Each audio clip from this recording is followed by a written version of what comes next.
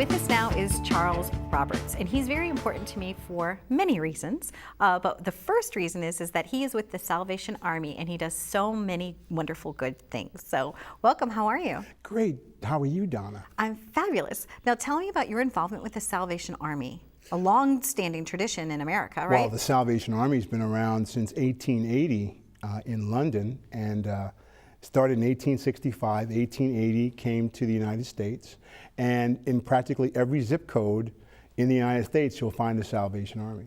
Now tell us what the Salvation Army is. What does it stand for? Because there is some kind of confusion about it. There might be.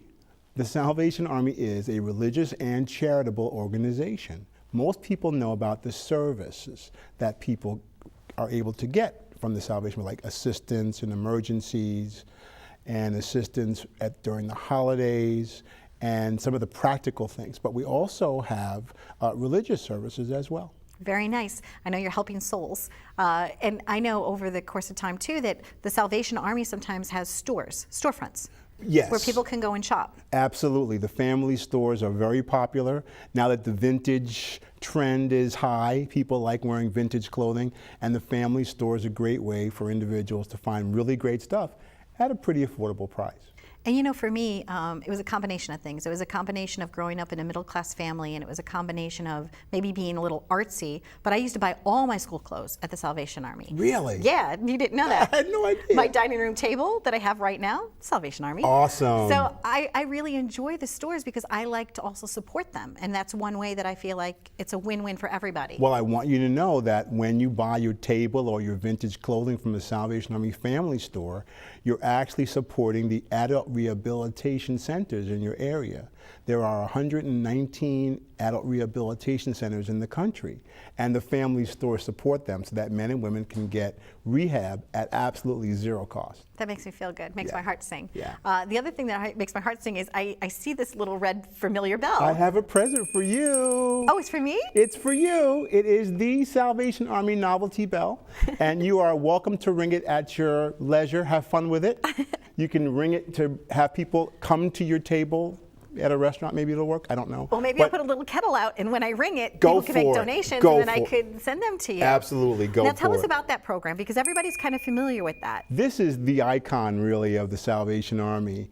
And in 1897, there was a captain in San Francisco, and he was feeding sailors and homeless folk down at Fisherman's Wharf. And he had a big lobster pot, and it was filled with soup. And so he's serving everybody, and then the soup is over, and he's wondering where he's going to get more soup.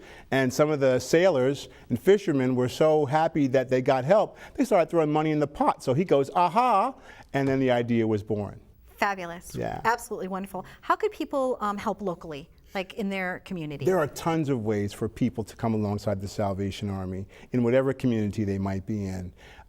One is you can certainly donate, and people donate clothes and usually gently used household items and things of that nature. You can also volunteer your time at the Salvation Army.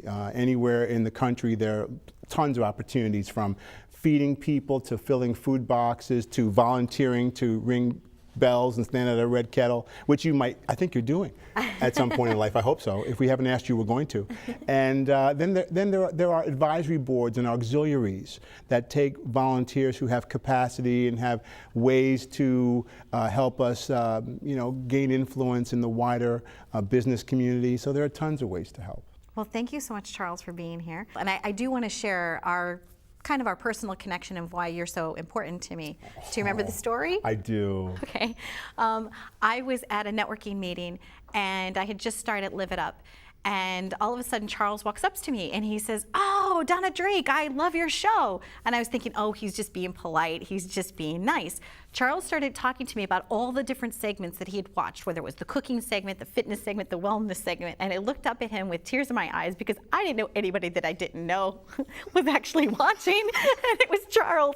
And I said, "You watch my show." So for that reason, he's the very first person that actually told me that I didn't know that they watched the show and that they liked it. So Charles, for that validation of me doing something right in the world, I thank you tremendously. Well, you're very welcome, and it's one of the reasons why we do what we do at Salvation Army, because in serving the whole person, We want to validate each individual because every individual is special and important, and so therefore deserves the highest dignity.